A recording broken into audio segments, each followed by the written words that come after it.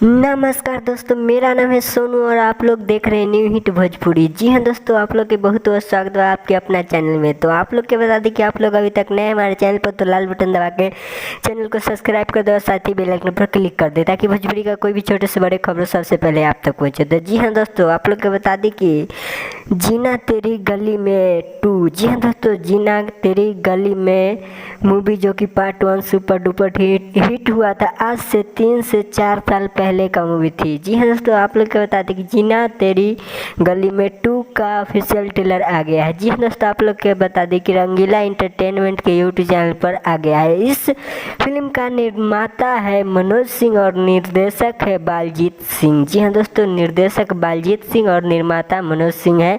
तो आप लोग का क्या राय है, क्या विचार है, कमेंट में बता। अब आप लोग प्रदीप पांडे चिंटू का फैन है तो इस वीडियो को व्हाट्सएप फेसबुक पर शेयर कर दे। तो फिर से मिलते हैं अगले वीडियो में, तब तक के लिए जय हिंद जय भोजपुरी।